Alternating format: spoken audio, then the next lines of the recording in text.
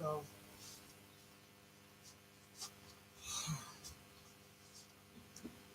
okay, so anyway,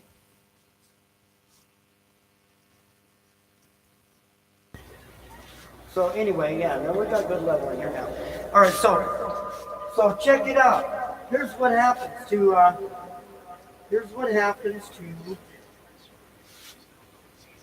why I was late. Okay, what I just said, all of that was in silence. Okay, so now I got to repeat it. I didn't have the microphones on. Anyway, so here's what happened. It's late getting the stream started, and because of big text, it comes over says I ran out of gas. I need money. I have no money. I'm out of gas. I need help. I need a gas can. Like, okay, well, that happens. So guess what? Here's what we do. He says he needs to borrow money. But we can loan him a little money. He needs to borrow a gas can. Well, we got a gas can. Got a 1 gallon gas can. We get the 1 gallon gas can. He complains about it. Says it's not big enough. So it don't matter. You can put gas in it, get it going, drive to more gas. Right? Anyway, so we get past that stupidity and move on to the next thing. All right. The next thing is, I go and find gas, 1 gallon gas can, get it, looking for a funnel, in and out of the place here, looking for a funnel. Okay, so now what happens? Looking for a funnel, I don't find funnel, but I go looking for him out there. He was waiting, by the vehicle. So I thought, I go out looking for him. He's nowhere to be found. I go, Scott, where are you? Scott! Like that. Scott! Where are you, Scott? What happened to you? Anyway, so it made me mad. It wasted my time. Because here's what I do. I don't find him at all. Okay? So I decide, okay, well, maybe he's walked up to the store up there, whatever, or, where the gas is. Maybe he's headed down to the vehicle or whatever. So I get the vehicle, start it up, warm it up, all that, getting it, gas can, and drive down to the corner store, and I don't see him. So I circle around, look inside, he's not in there. Okay. So I go, okay, maybe he went down. So I cruise slowly down to where he said the vehicle was. I don't see him all the way up and down the street. When I come back around, I come back up another way. Okay? Where is he?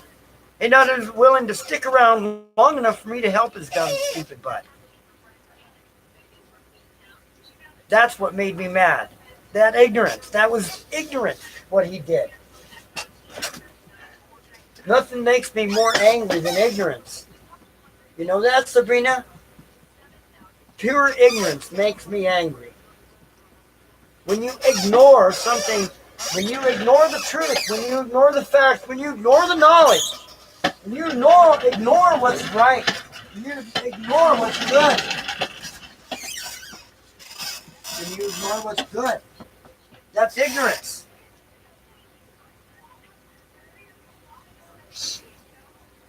Anyway, welcome to my live stream, Atlas Shrugged. We're going to get on with it, I guess. I didn't even get set up for it,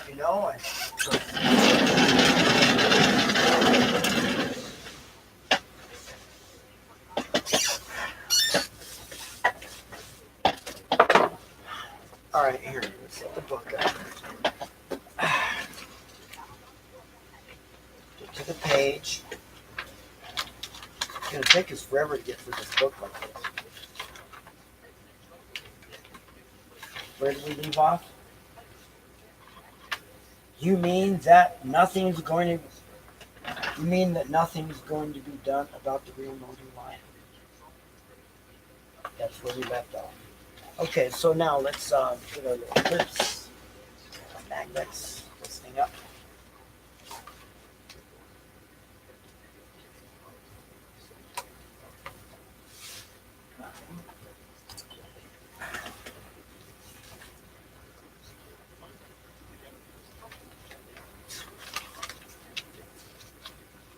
Alright, here we'll take it to the dots. That's all we're going to do this episode. We'll take it right to where the little dots are. So, go to the page.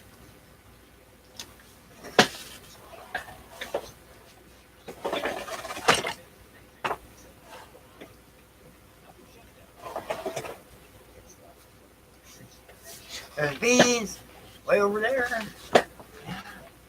Wacka, wacka, wacka. Wagging that tail. Alright.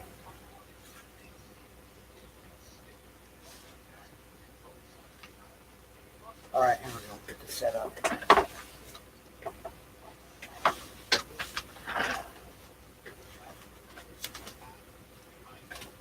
Oh, that's what we need. We need that other paper back to strap it to.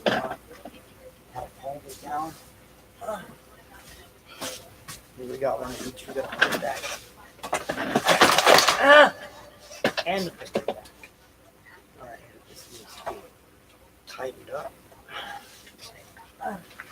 Oh. Okay. Alright. Look, grass. Nice book. But if this one book is the project of a lifetime, not really. I got other projects. It's not the only project. We got as far as art projects, main big art project.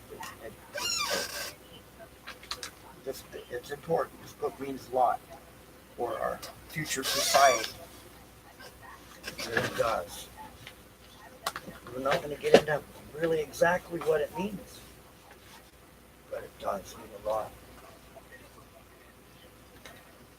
Later, after it's all over, we'll have a commentary. In a year and a half from now, we'll discuss it.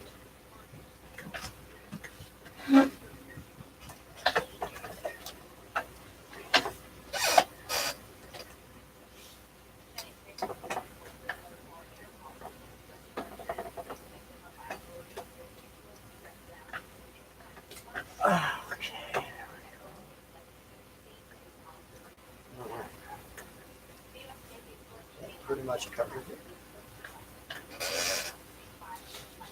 All right, there we go. Now,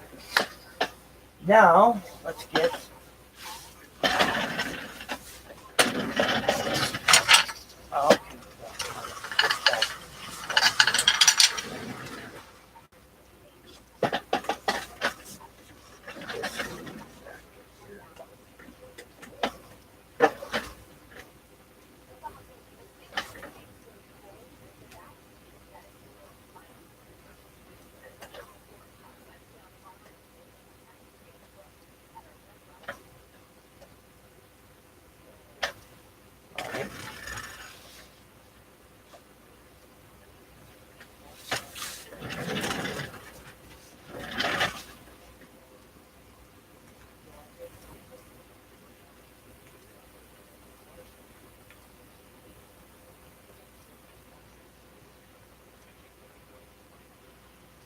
okay.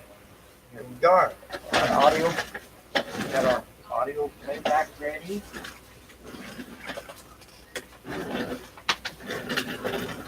Should we got audio playback to find where it goes?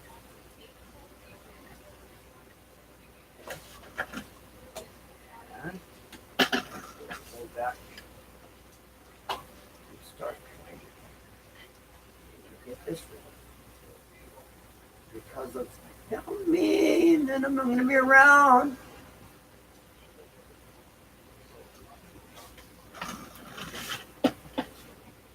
Said, help me, and then I'm not going to be around.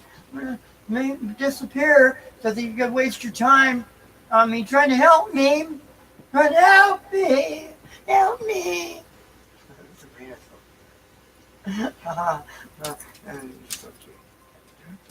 Yeah, said, help me, like the fly. All right,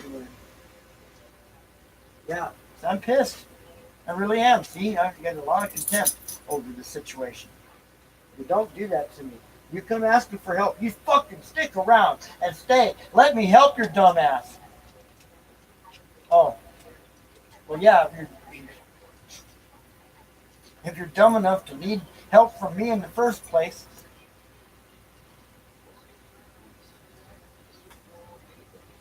Okay, here it comes.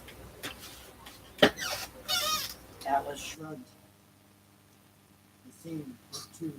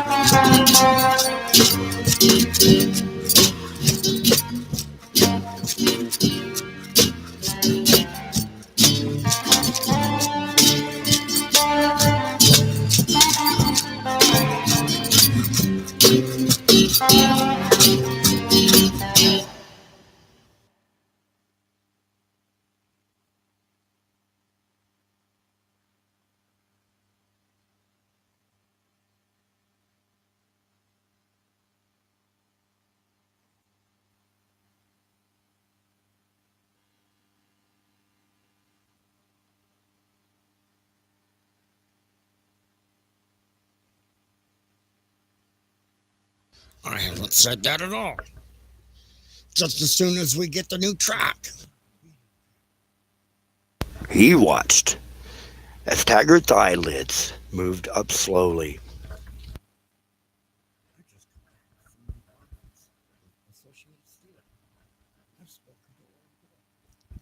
Well, what did he say? He spoke for an hour and a half and did not give me a single straight answer. What did you bother him for? I believed the first order of rail wasn't due for delivery until next month. Before that, it was due for delivery 3 months. Unforeseen circumstances. Absolutely beyond Orrin's control. And before that, it was due 6 months earlier. Jim, we have waited for Associated Steel to deliver that rail for 13 months. Well, what do you want me to do about it? Well, what do you want me to do?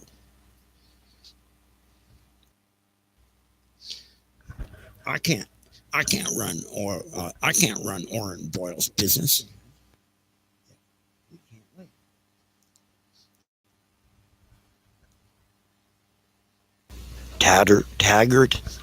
Taggart asked slowly, his voice half mocking, half cautious. What did my sister say? She won't be back. She won't be back. She won't be back. She won't be back until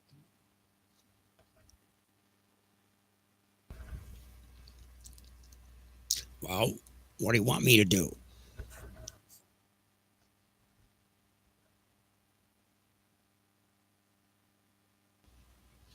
Well, whatever else you say, there's one thing you're not going to mention next, and that's Reardon Steel. Eddie did not answer once, then said quietly, "All right, Jim, I won't mention it." Orrin is my friend. I heard no answer. I resent your attitude. Orrin Boyle will deliver the rail just as soon as it's humanly possible. So, as long as he can't deliver it, nobody can blame us. Don't you understand the real Norton line is breaking up, whether anybody blames us or not? People would put up with it. They'd have to. If it weren't for the Phoenix Durango. He saw Eddie's face tighten. No, nobody ever complained about the real Northern line until the Phoenix Durango came on the scene.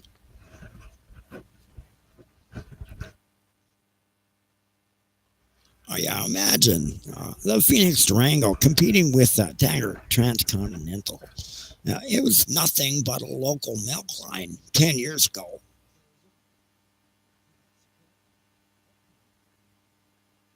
Taggart did not answer.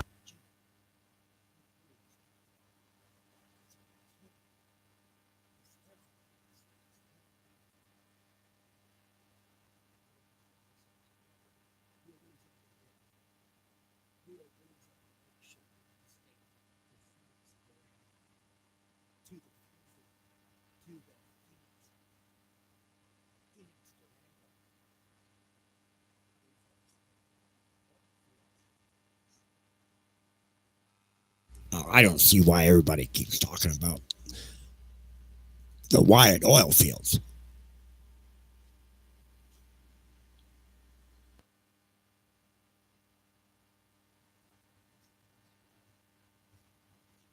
Oh, damn Ellis Wyatt. Those oil wells, Eddie thought suddenly. Didn't they have something to do in common with the blood vessels on the map? Wasn't that the way the red stream of the Taggart Transcontinental had shot across the country years ago? A feat that seemed incredible now.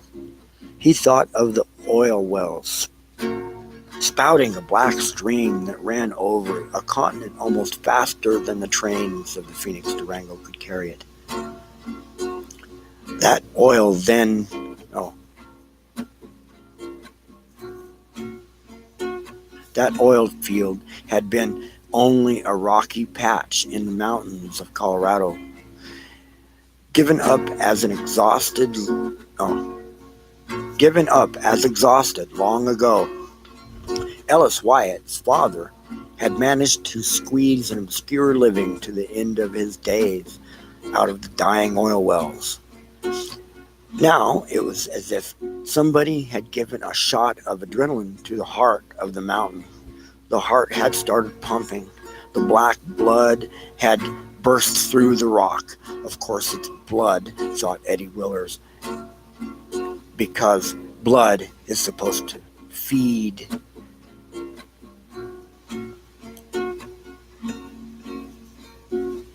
Of course it's blood. Of course it's blood, thought Eddie Willers, because blood is supposed to feed, to give life, and that is what Wyatt Oil had done. It had shocked empty slopes of the ground into sudden existence. It had brought new towns, new power plants, new factories to a region nobody had ever noticed on any map. New factories, thought Eddie Willers, at the time when the freight revenues from all the great old industries were dropping slowly year by year. A rich new oil field at a time when the pumps were stopping in the one famous field after another. At the time, in one famous field after another, a new industrial state where no one had expected anything but cattle and beets. One man had done it, and he had done it in 8 years. This, thought Eddie Willers, was like the stories he had read in school books and never quite believed. The stories of men who had lived in the days of the country's youth. He wished he could meet Ellis Wyatt. He wished he could meet Ellis Wyatt. There was a great deal of talk about him, but few had ever met him. He seldom came to New York.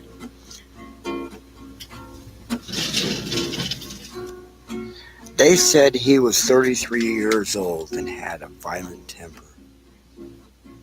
He had discovered some way to revive exhausted oil wells and had proceeded to revive them.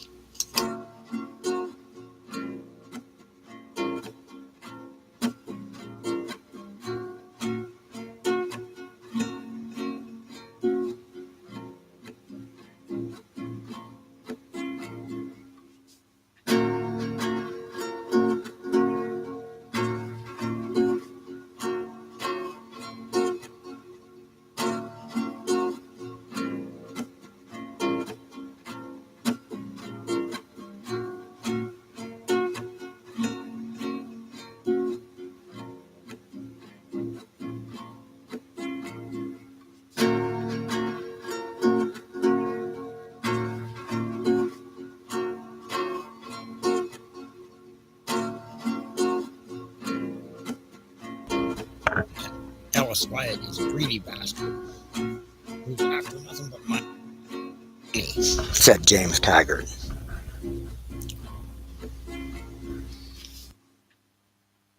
It seems to me that there are more important things in life than making money.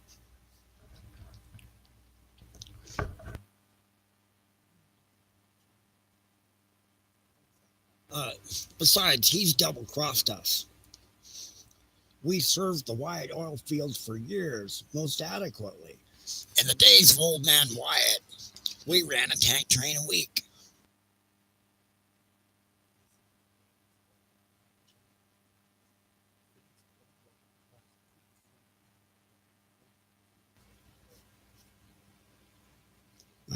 If he'd given us time, if he'd given us time to grow along with him,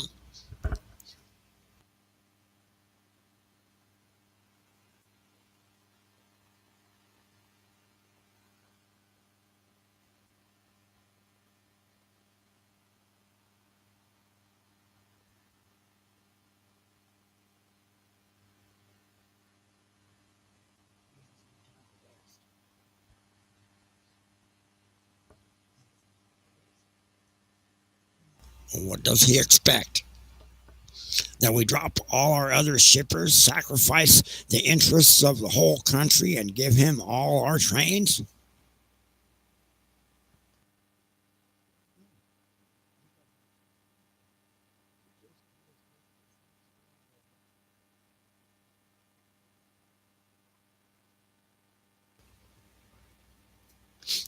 I think he's a destructive, unscrupulous ruffian. I think he's an irresponsible upstart who's been grossly overrated. It was astonishing to hear a sudden emotion in James Taggart's lifeless voice.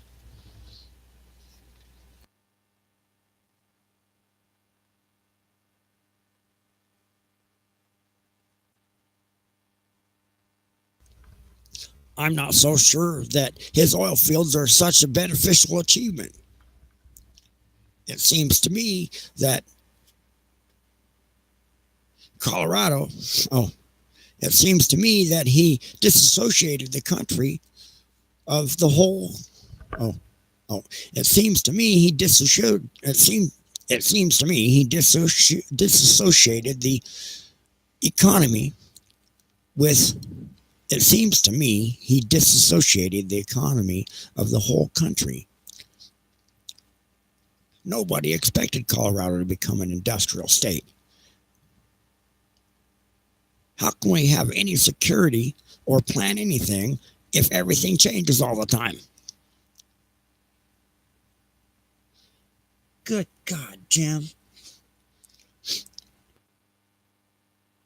Yes, I know. I know he's making money, but that is not the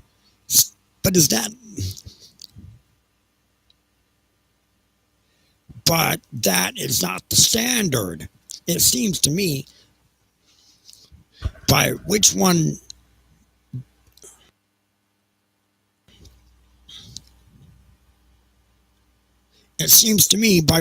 gauges a man's value in society. Yeah, comma. Put a between me and by. Okay. And as for his oil, he's come crawling to us, and he'd wait his turn along with all the other shippers. And he wouldn't demand more than his fair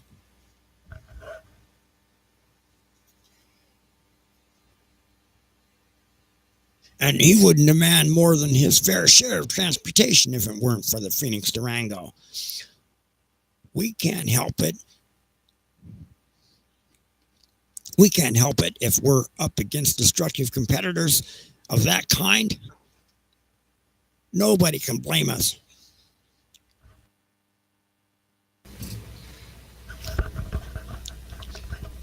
The pressure in his chest and temples, thought Eddie Willers was the strain of the effort he was making. He had decided to make the issue clear for once. He had decided to make the issue clear for once. And the issue was so clear, he thought, that nothing could bar it from Taggart's understanding, unless it was the failure of his own presentation.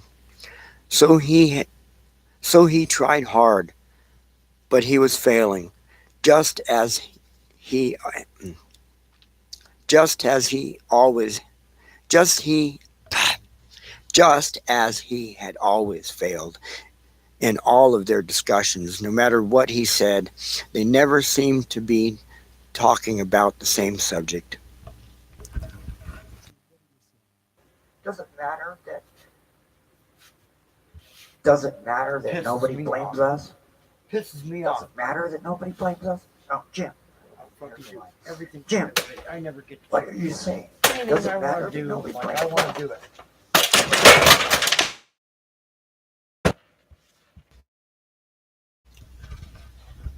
James Haggard smiled. It was a thin smile, amused and cold. It's touching, Eddie. He said, It's touching. Your devotion to Taggart Transcontinental. If you look out, you'll turn into one of those real feudal serfs. Well, that's what I am, Jim. But may I ask whether it's your job to discuss those matters with me? No, it isn't. Then why don't you learn that we have departments to take care of things? Why don't you report why don't you report all this to whoever's concerned? Why don't you cry on my dear sister? Why don't you cry on my dear sister's shoulder?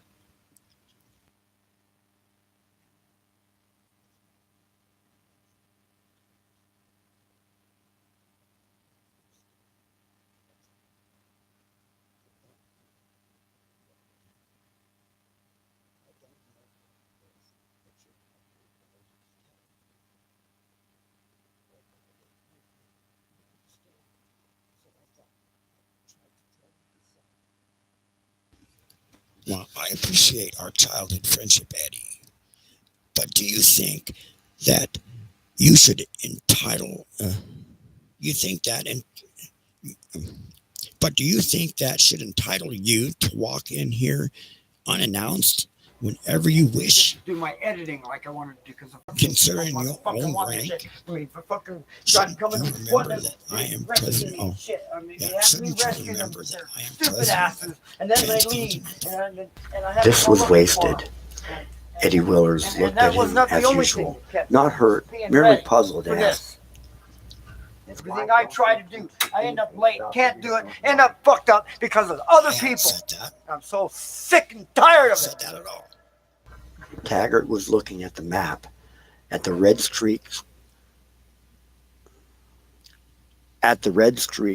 south of El Paso. Just as soon as the San Bautista lines get going and our Mexican branch begins to pay off.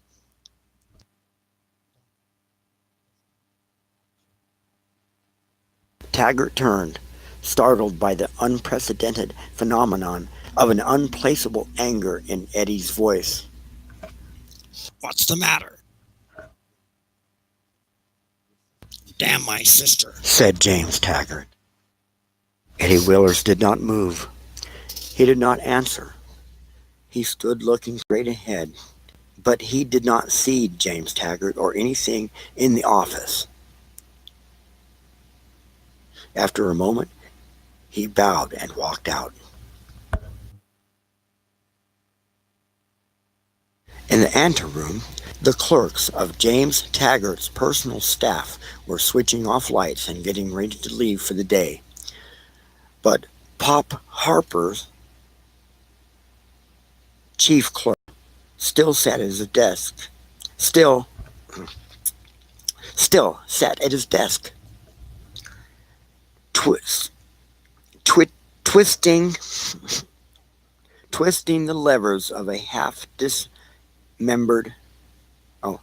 the levers of a half dismembered typewriter.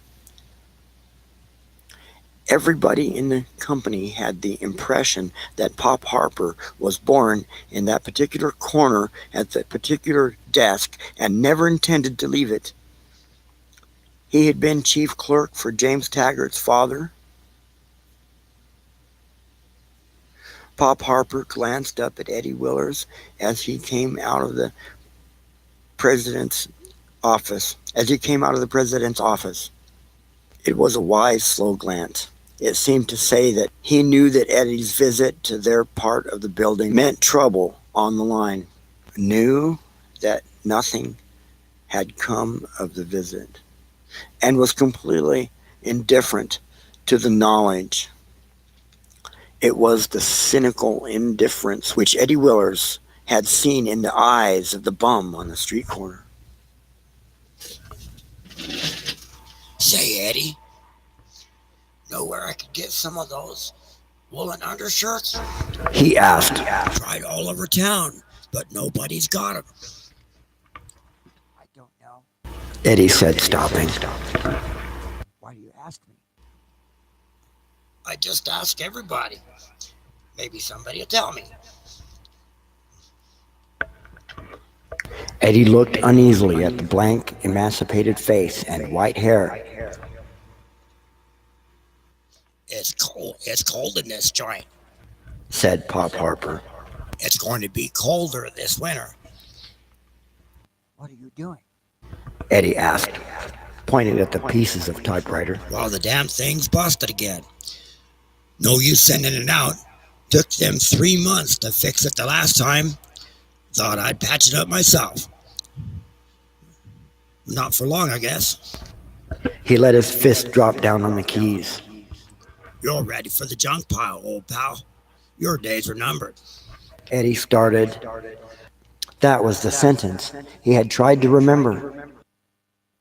Your days are numbered. But he had forgotten in what connection he had tried to remember it. It's no use, said Pop Harper. What's no use? Nothing. Anything. What's the matter, Pop? I'm not going to requisition a new typewriter. The old ones are made of tin. When the old ones go, that will be the end of typewriting. There was an accident in the subway this morning. Their brakes wouldn't work. You ought to go home, Eddie. Turn the radio on and listen to a good dance band. And forget it, boy. Trouble with you is you never had a hobby. Somebody stole the electric light bulbs again from off the staircase down where I live. I've got a pain in my chest. Couldn't get any cough drops this morning. The drugstore in our corner went bankrupt last week. The Texas Western Railroad went bankrupt last month. They closed the Queensboro Bridge yesterday for temporary repairs. Oh well, what's the use? Who is John Galt? All right, that's it. That's it. Stream's over. That's it. That's all we're going to do.